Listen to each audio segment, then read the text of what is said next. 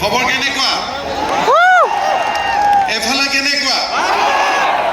একদম সব ফুৰ্তিত থাকিব লাগে লাগে নে না ফুৰ্তিত থাকিব লাগে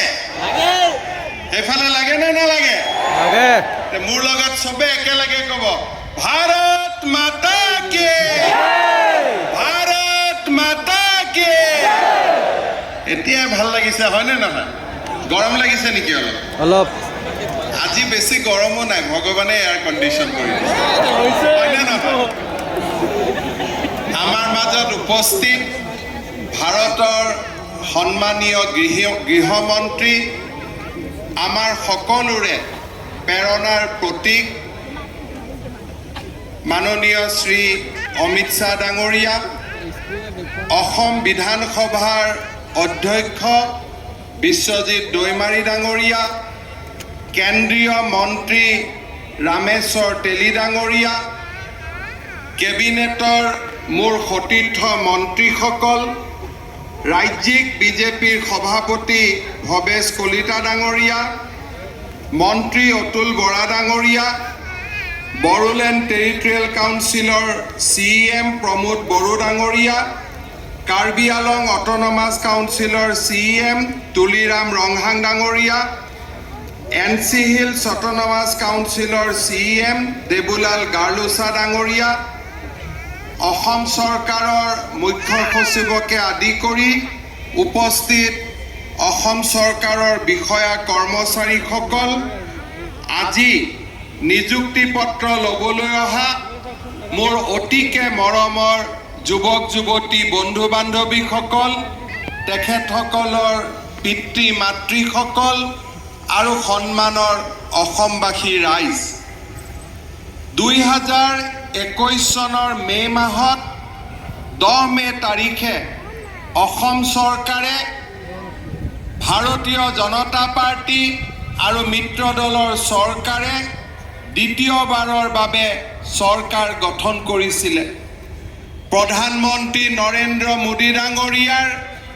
গতিশীল নেতৃত্ব আৰু বিকশিত ভাৰতৰ মহান কৰ্মযজ্ঞত অৱদান আগবঢ়াই অসমবাসী ৰাইজে এক মৰম আদৰ আস্থা আৰু বিশ্বাসেৰে অসমত ভাৰতীয় জনতা পাৰ্টি আৰু মিত্ৰ গোষ্ঠীৰ চৰকাৰ দ্বিতীয়বাৰৰ বাবে নিৰ্মাণ কৰিছিলে নিৰ্বাচনৰ সময়ত অসমবাসী ৰাইজৰ ওচৰত আমি সংকল্প লৈছিলোঁ যে আমাৰ চৰকাৰ গঠন হ'লে আমি 1 লাখ যুৱক যুৱতীক চৰকাৰী চাকৰিত নিযুক্তি দিম সেই সময়ত অসমৰ ৰাজনীতিৰ লগত জড়িত ব্যক্তিসকলে আমাক প্ৰশ্ন সুধিছিলে যে এয়া নিৰ্বাচনৰ প্ৰতিশ্ৰুতি নে ই কেতিয়াবা গৈ বাস্তৱত পৰিণত হ'ব পাৰে কাৰণ অসমৰ অৰ্থনীতিয়ে 1 লাখ যুৱকক নিযুক্তি দিয়া কথা সমৰ্থন নকৰে সেই সময়ত ময়ো নাজানিছিলোঁ যে এয়া নিৰ্বাচনৰ প্ৰতিশ্ৰুতি নে আমাৰ সংকল্প মই মাত্ৰ এটাই কথা জানিছিলোঁ নেদেখাজনে সহায় কৰিব নেদেখাজনে পথ দেখুৱাব নেদেখাজনৰ আশীৰ্বাদক শিৰত তুলি লৈ আমি আমাৰ চৰকাৰৰ দায়িত্ব গ্ৰহণ কৰিছিলোঁ প্ৰথম এটা বছৰ কোভিডৰ সৈতে যুঁজোতে আমি চাকৰিৰ কামত আগবাঢ়িব পৰা নাছিলোঁ কিন্তু যোৱা বছৰ যেতিয়া আমাৰ চৰকাৰৰ এটা বছৰ সম্পূৰ্ণ হৈছিল সেই সময়ছোৱাত আমি 41,000 ল'ৰা ছোৱালীক আৰু পৰৱৰ্তী সময়ত 42,000 ল'ৰা ছোৱালীক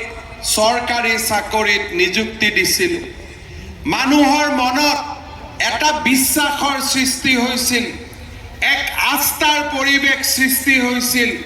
প্ৰথমবাৰৰ বাবে মানুহে বুজি উঠিছিল যে এটকাও ঘোষ নিদিয়াকৈ চৰকাৰী চাকৰি পাব পাৰি অসমৰ মানুহৰ মাজত আমি আস্থাৰ পৰিৱেশ নিৰ্মাণ কৰিছিলোঁ অসমৰ মানুহৰ মনত এক নতুন অসমৰ কল্পনা আমি বাস্তৱত ধৰাতলত নমাই আনিবলৈ সক্ষম হৈছিলোঁ আমাৰ চৰকাৰৰ সংকল্প 1 লাখ চৰকাৰী চাকৰি মনত দৃঢ় হৈছিল নেদেখাজনৰ আশীৰ্বাদত নৰেন্দ্ৰ মোদী ডাঙৰীয়াৰ প্ৰেৰণাত অমিত শ্বাহ ডাঙৰীয়াৰ প্ৰেৰণাত আমি আমাৰ নিৰ্বাচনত দিয়া সংকল্প বাস্তৱত ৰূপায়ণ কৰাৰ প্ৰচেষ্টাত আগবাঢ়িছিলোঁ আৰক্ষী বিভাগত নিযুক্তি আমি স্বচ্ছতাৰে আৰম্ভ কৰিছিলোঁ শিক্ষা বিভাগৰ নিযুক্তিত নতুন আমি গতি দিছিলোঁ স্বাস্থ্য বিভাগৰ নিযুক্তিত আমি আৰু অধিক গতি দিছিলোঁ অসম চৰকাৰত তৃতীয় আৰু চতুৰ্থ শ্ৰেণীৰ পদসমূহ পূৰণ কৰিবৰ বাবে আও পুৰণি নীতি নিয়মৰ আমি সংশোধন কৰিছিলোঁ আমি এটা সময়ত ৰিক্ৰুটমেণ্ট কমিশ্যন স্বাধীনতাৰ পিছত প্ৰথমবাৰৰ বাবে আমি নিৰ্মাণ কৰিছিলোঁ অসম চৰকাৰৰ মোৰ মন্ত্ৰী আৰু বিষয়াসকলৰ পূৰ্ণ সহযোগিতাত আমি নিযুক্তি পৰীক্ষা সম্পন্ন কৰিছিলোঁ মোৰ এতিয়াও মনত আছে নিযুক্তি পৰীক্ষাৰ দিনা আমি ইণ্টাৰনেট সেৱা বন্ধ কৰিছিলোঁ 3 ঘণ্টাৰ কাৰণে কিছুমানে মোক প্ৰশ্ন সুধিছিলে যে কিয় ইণ্টাৰনেট সেৱা বন্ধ কৰিব লাগে মই এটাই উত্তৰ দিছিলোঁ যে অসমৰ যুৱক যুৱতীৰ মাজত আমি আস্থাৰ পৰিৱেশ নিৰ্মাণ কৰিব লাগে আৰু তাৰ বাবে যিমান দূৰলৈকে যাব লাগে মই যাম আৰু সেই ৰাস্তাৰে আমি আগুৱাইছিলোঁ পৰীক্ষা সম্পন্ন হৈছিলে অভিযোগ কোনেও দিয়া নাছিলে আজি আমি মৌখিক পৰীক্ষা সম্পন্ন কৰিলোঁ টিভিৰ পৰ্দাত যিসমূহ চিত্ৰ মানুহৰ জীৱনৰ সঁচা কাহিনী আমি যোৱা এটা মাহ প্ৰত্যক্ষ কৰিছোঁ তাৰ পিছত মই নেদেখাজনক ধন্যবাদ জনাইছোঁ যে নেদেখাজনে আমাক এই সাহসী কামখিনি কৰাৰ বাবে নিৰ্বাচন কৰিছিল পূৰ্ব জনমত কৰবাত কৰা ভাল কামৰ বাবে হয় এই দায়িত্ব নেদেখাজনে আমাৰ ওপৰত অৰ্পণ কৰিছিল মই আজিৰ এই সুন্দৰ দিনটোত নিযুক্তি পোৱা প্ৰত্যেকগৰাকী যুৱক যুৱতীক অভিনন্দন জনাইছোঁ নৰেন্দ্ৰ মোদী ডাঙৰীয়াৰ সাহস আৰু অমিত শ্বাহ ডাঙৰীয়াৰ প্ৰেৰণা নাথাকিলে একেলগে 1 লাখ যুৱকক নিযুক্তি দিয়া আৰু তেওঁলোকক মাহৰ 1 তাৰিখে দৰমহা দিম বুলি সংকল্প লোৱাৰ সাহস মোৰ অকলে নাছিল মই সকলো আজি যুৱক যুৱতীক মই অনুৰোধ কৰিম প্ৰধানমন্ত্ৰী নৰেন্দ্ৰ মোদী ডাঙৰীয়া আৰু অমিত শ্বাহ ডাঙৰীয়াৰ প্ৰেৰণা আৰু দীৰ্ঘ জীৱনৰ কাৰণে সকলোৱে এটা দীঘলীয়া হাত চাপৰিৰে আপোনালোকক অসমবাসীৰ অফুৰন্ত শুভেচ্ছা জ্ঞাপন কৰক দীঘলীয়াকৈ ইমান লাহে লাহে নহ'ব বহুত বহুত ধন্যবাদ আকৌ এটা আমি হাত চাপৰি বজাম কাৰ কাৰণে আজি আমি ইয়াত য'ত থিয় হৈছোঁ বহিছোঁ মোৰ পিতৃ মাতৃৰ আশীৰ্বাদ নাথাকিলে মই কেতিয়াও এই স্থানত আহি উপযুক্ত বুলি ইয়াত আমি বহিব নোৱাৰিলোহেঁতেন পিতৃ মাতৃৰ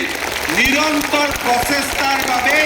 আজি আমি এই স্থানত থিয় হৈছোঁ মই সকলোকে নিজৰ নিজৰ পিতৃ মাতৃৰ বাবে ডাঙৰ কৰি এটা হাত চাপৰি বজাবলৈ অনুৰোধ কৰিছোঁ আৰু অলপ ডাঙৰকৈ দেউতা মা যোনজনীয়া অহা নাই টিভিত চাব এই হাত চাপৰিৰ মাজত এটা সংকল্প লুকাই আছে যে পিতৃ মাতৃৰ জীৱনৰ শেষ দিনটোলৈকে আমি তেওঁলোকক চাম আমি তেওঁলোকৰ দায়িত্ব পালন কৰিম হ'বনে নাই ডাঙৰ কৰি বিয়া নকৰোৱাকেইটা আকৌ বিয়া কৰাই দেউতাক মাক পাহৰিলে নহ'ব হ'বতো পাহৰিম নেকি কেতিয়াও যাতে মই নুসুধো যে আমি আমাৰ দেউতা মাক অৱজ্ঞা কৰিছোঁ জীৱনত যেতিয়া কৰবাত কিবা আমি সফলতা পাওঁ তাৰ কৃতিত্ব নেদেখাজনৰ আশীৰ্বাদ আৰু পিতৃ মাতৃৰ পৰিশ্ৰম তাৰ বিকল্প আৰু একোৱেই নাই মই আপোনালোকৰ পিতৃ মাতৃক পুনৰ এবাৰ প্ৰণাম জনাইছোঁ শ্ৰদ্ধাৰ যুৱক যুৱতী বন্ধু বান্ধৱীসকল প্ৰধানমন্ত্ৰী নৰেন্দ্ৰ মোদী ডাঙৰীয়াই আপোনালোকক ক'লে আপোনালোকে কোন সময়ত চৰকাৰী চাকৰি কৰিব যি সময়ত ভাৰতবৰ্ষই ৭৫ বছৰৰ পৰা ১০০টা বছৰ পূৰ্ণ কৰিব অৰ্থাৎ আপোনালোক অমৃতকালৰ চাকৰিয়াল ২৫টা বছৰ ভাৰত বিশ্বৰ সৰ্বশ্ৰেষ্ঠ ৰাজ্য হ'ব আৰু সেই ৰাজ্য সেই ৰাষ্ট্ৰ নিৰ্মাণৰ যি প্ৰক্ৰিয়া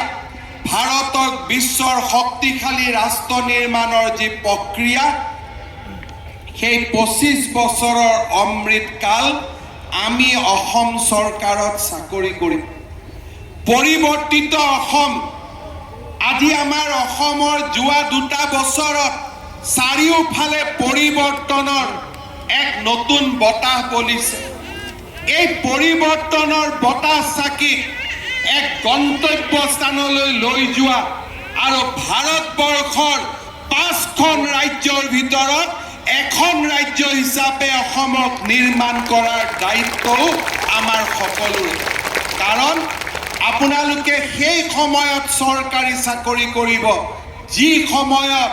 অসমে আকাশ চোৱাৰ বাবে সংকল্প কৰিছে অসমে আকাশ চোৱাৰ যাত্ৰা পথত গতি কৰিছে আমি এখন গৌৰৱী অসমৰ বাসিন্দা আমি গৌৰৱী অসমৰ চৰকাৰী চাকৰিয়াল যিখন অসমে আকাশ চুব বিচাৰে যিখন অসমে ভাৰতৰ ৫খন সৰ্বশ্ৰেষ্ঠ ৰাজ্যৰ ভিতৰত এখন হ'ব বিচাৰে আমি একোজন গৌৰৱী অসমীয়া আমি একোজন গৌৰৱী ভাৰতীয় মই বিশ্বাস কৰোঁ চাকৰি জীৱনৰ প্ৰতিটো ক্ষণ প্ৰতিটো পল আপোনালোকে নিজৰ অসমৰ কাৰণে ব্যৱহাৰ কৰিব প্ৰতিটো পল আৰু প্ৰতিটো ক্ষণ ভাৰতবৰ্ষৰ কল্যাণৰ কাৰণে ব্যৱহাৰ কৰিব আৰু প্ৰতিটো পল প্ৰতিটো ক্ষণ দৰিদ্ৰজনৰ কল্যাণৰ কাৰণে ব্যৱহাৰ কৰিব কোনো সময়ত নাভাবিব আজি ইয়াত যিসকল আমি ইয়াত উপস্থিত আছোঁ কোনোবা টাটাৰ ল'ৰা ইয়াত আছে নেকি কোনোবা বিৰলাৰ ল'ৰা ইয়াত আছে নেকি সকলো আমি দুখীয়া আৰু নিম্ন মধ্যবিত্ত পৰিয়ালৰ ল'ৰা ছোৱালী আছোঁ হয়নে নহয় চৰকাৰী চাকৰিৰ টেবুলত বহি কোনো দৰিদ্ৰ মানুহৰ পৰা কোনো নিম্ন মধ্যবিত্ত মানুহৰ পৰা কোনো এজন জনসাধাৰণৰ পৰা এটা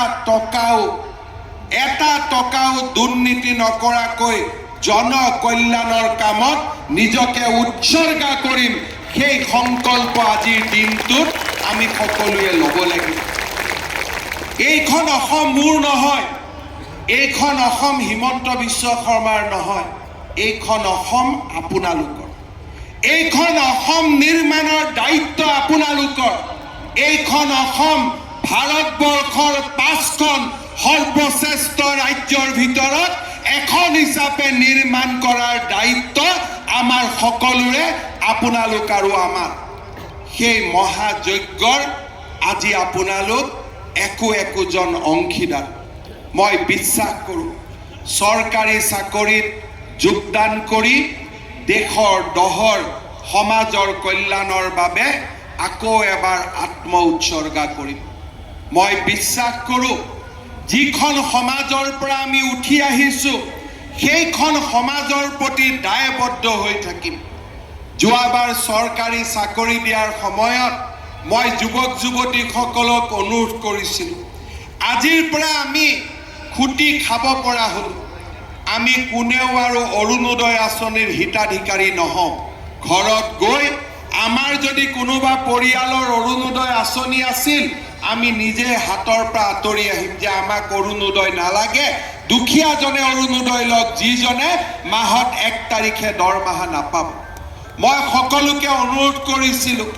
যে মাহৰ প্ৰথমটো দৰমহা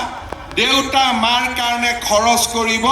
গাঁওখনৰ কাৰণে খৰচ কৰিব যাতে সকলোৱে গৌৰৱেৰে সৈতে কয় যে মোৰ গাঁৱৰ অমুকজন ল'ৰাই চৰকাৰী চাকৰিত যোগদান কৰিলে কিন্তু গাঁওখনক পাহৰা নাই পিতৃ মাতৃক পাহৰা নাই হ'বনে নাই এই পিছফালে হ'বনে নাই হ'ব পিছফালৰ বিলাকে পিছফালে থাকিলে নহ'ব পিছফালে জাগাহে পাইছোঁ মনটো আগফালে থকাৰ হ'ব লাগিব হয়নে নহয় সকলোৱে এই সংকল্প আমি ল'ব লাগিব পুনৰ এবাৰ আজিৰ এই পবিত্ৰ দিনটোত মই আপোনালোক সকলোকে অভিনন্দন জনাইছোঁ মই বিশ্বাস কৰোঁ যে আপোনালোকক দেখি আৰু অনন্ত যুৱকজনে সাহস ল'ব যে অসমত আৰু এতিয়া টকা পইচা দি চৰকাৰী চাকৰি নহয় পঢ়া শুনা কৰি চৰকাৰী চাকৰি হ'ব মেধাৰ ভিত্তিত চৰকাৰী চাকৰি আৰু সেই প্ৰেৰণাই অসমৰ শিক্ষা জগতৰ পৰিৱৰ্তন কৰিব শৈক্ষিক আকাশখন উজ্জ্বল কৰি তুলিব শ্ৰদ্ধাৰ যুৱক যুৱতী বন্ধু বান্ধৱীসকল আজি আমি ইয়াতে 44,700 যুৱক যুৱতীক নিযুক্তি দিম কেনেকৈ আপোনালোকে নিযুক্তি পত্ৰ পাব গৃহমন্ত্ৰী ডাঙৰীয়াৰ বক্তব্যৰ পিছত আৰু 15খন নিযুক্তি পত্ৰ আনুষ্ঠানিকভাৱে প্ৰেৰণ কৰাৰ পিছত মই আপোনালোকক সুন্দৰভাৱে 2 মিনিট সময় লৈ বুজাই দিম আপোনালোকে আজিয়ে নিযুক্তি পত্ৰ ল'ব পাৰিব আৰু 1 তাৰিখে আপোনালোকে চৰকাৰী নিজৰ নিজৰ গন্তব্য স্থানত আপোনালোকে যোগদান কৰিব হ'ব সকলোৱে আজিয়ে আপোনালোকে নিযুক্তি পত্ৰ পাব আৰু 1 তাৰিখে আপোনালোকে চৰকাৰী চাকৰিত আপোনালোকে যোগদানো কৰিব কেনেকৈ নিযুক্তি পত্ৰ পাব গৃহমন্ত্ৰী ডাঙৰীয়াৰ ভাষণৰ পিছত মই আপোনালোকক ধুনীয়াকৈ বুজাই দিম পুনৰ এবাৰ আপোনালোকক মই ধন্যবাদ জনাইছোঁ আপোনালোকে এটা কথা জানিব যে আপোনালোকে হয়তো ভাবিছে যে মুখ্যমন্ত্ৰী আমাক চাকৰি দিছে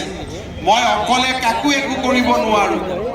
এই চাকৰি দিয়াৰ সমস্ত প্ৰক্ৰিয়া অসম চৰকাৰৰ বিষয়াসকল আৰু বিভাগীয় মন্ত্ৰীসকলে যদি দিনে নিশাই কাম নকৰিলেহেঁতেন আজিৰ এই দিনটোত আহি উপস্থিত হ'ব নোৱাৰিলোহেঁতেন মই তেখেতসকলৰ কাৰণে আপোনালোকক এটা দীঘলীয়া হাত চাপৰি বজাবলৈ অনুৰোধ কৰোঁ শ্ৰদ্ধাৰ ৰাইজ সংকল্প আমাৰ 1 লাখ চৰকাৰী চাকৰি দিয়া আজিৰ দিনটোত আমি 87,000ত ভৰি দিলোঁ নতুন বিজ্ঞাপন ওলাব লাগে আৰু 13,000 আমি বিজ্ঞাপন উলিয়াম আৰু 22,000 13,000 পৰিৱৰ্তে আৰু 22,000 চাকৰিৰ আমি বিজ্ঞাপন উলিয়াম আৰু ইমানতে শেষ নহয় বিজেপি চৰকাৰ থাকোঁ মানে বছৰত এনেকৈ ধৰণৰ আমি চৰকাৰী চাকৰি দিয়েই থাকিম আমি ক'তো থমকি নহয় তাৰ লগে লগে আজিৰ সভাতে আমি আৰু এটা নতুন কথা ক'ব খুজিছোঁ চৰকাৰী চাকৰি আমি কৰিম কিন্তু আমাৰ মাজত থকা উদ্যমী যুৱকসকল উদ্যোগী যুৱকসকলে চৰকাৰী চাকৰি নকৰি 10জনক চাকৰি দিয়াৰ কাম কৰিব লাগিব আমাৰ অসমক উদ্যোগীকৰণ লাগিব নহ'লে আমি আমাৰ ৰাজ্যখনক আগুৱাই লৈ যাব নোৱাৰোঁ তাৰ কাৰণে আমাক কি লাগিব এটা উদ্যোগৰ পৰিৱেশ লাগিব উদ্যোগৰ পৰিৱেশ কেতিয়া নিৰ্মাণ হ'ব যেতিয়া আমাৰ ৰাজ্যখনত বন্ধ ধৰ্ণা পিকেটিং আন্দোলন নাথাকিব যোৱা 2 বছৰত